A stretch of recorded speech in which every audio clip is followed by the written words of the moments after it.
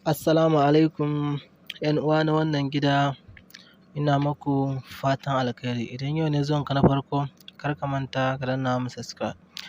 To, kamar yadda can baya in ba ku manta ba mun ce za mu ci gaba da kawo maku sirrika. To, yau ma dai har ila yau wasu mutane sun tambaye mu cewa mun ce za mu sako sirrikan tumfafiya har yanzu shiru. To yau insha Allahu muna ɗauke da su a cikin yardar Allah, yau duk za ku saurare su. Kamar yadda a can baya na yi bayani kamar game da tumfafiya, da ana tsoronta ko ko ba a zuwa kusa da ita. To, yanzu cikin yardar Allah ga shi har mun san wasu kaɗan daga cikin magungunan da take yi. To, a farko dukkan wanda yake fama da ciwon gaɓoɓi ko ko ciwon tafin ƙafa, zai samu ganyen tumfafiya ne sai ya lunka shi, sai ya aza shi bisa rushi, sai ya samo abin fiffita yana fiffita wannan ganyen tumfafiyan da aka aza bisan wutar. Yayin da aka tabbatar da cewa ya ɗauki zafi, sai a ɗauko shi, in gaɓa ne ta gwiwa ke maka ciwo sai ka riƙa daddannawa haka kenan kamar kana gashi. Dukka inda ke maka ciwo nan za ka riƙa sanya shi domin insha Allahu za ka ga waraka cikin yardar Allah. To, sai kuma shi wannan na biyu kuma furen tumfafiya. Furen tumfafiya ne za ka samo mai yawa sai ka shanya shi ya bushe. In ka sanya shi ya bushe sai ka daka shi. In ka daka shi za ka ga yayi gari. To shi wannan furen yana warkar da cututtuka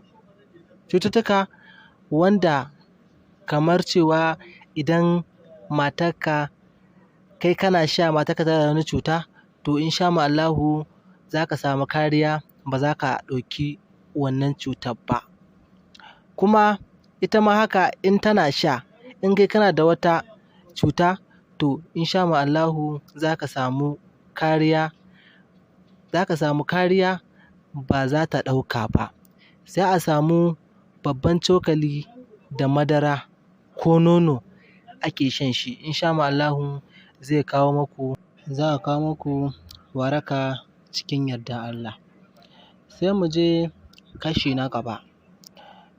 To, ƙwallon tumfafiya wani ƙwallo ne kamar ƙwallon yara, za ka gan shi tana yin ƙwallayenta. Haka sai ka ciro wannan ƙwallon, idan ka ciro wannan ƙwallon sai ka buɗe shi, za ka ga akwai wani abu da ake ce ma barkonon tsohuwa, sai ka yadda shi, sai ka shanya shi ya bushe, sai ka daka. Amma ba a sha fa, ba a sha. Abin da ya sa kuma ba a sha ga wanda yake buƙatar amai haka, aman ya ƙi zowa, in ya sha shi ya ɗan bi da ruwa, to aman zai yi. To me ya sa muka ce ba a sha. Idan ka daka shi ka mai da shi gari, shi ne sai a wannan, idan ka mai da shi gari, to sai a riƙa shaƙawa da wanda ke fama da ciwon kai ko dai haka faɗuwar mota, wanda dai kanshi ya taɓu, ko ko dai wanda kai in ce ma dai in dai wata damuwar ƙwaƙwalwa ne, to insha Allahu Allah ya kawo waraka, za a samu lafiya cikin yardar Allah. Ko da mahaukaci ne ya zo a ɗaure, sai a samu a shaƙa mai shi, insha Allahu kanshi zai dawo yanda yake. Sabida inda muka samu wannan sirrin wajen wani malami ne mai warkar da mahaukata, kuma ya tabbatar mana cewa da wannan abun ne yake warkar da mahaukata, ko ciwon kai ko dai haka cuta hauka. To in sha Allahu idan kana amfani da wannan shaƙen to za ka samu waraka. Ka san shi shaƙe dama akwai mai aibu akwai kuma wanda bai da aibu. Ka ga wannan shi na neman lafiya ne, ka ga sai a ce bai da aibu domin cewa lafiya ake nema. Dama kuma lafiya ita ce garkuwar jiki. To kar ku manta ku danna mana subscribe. Na gode.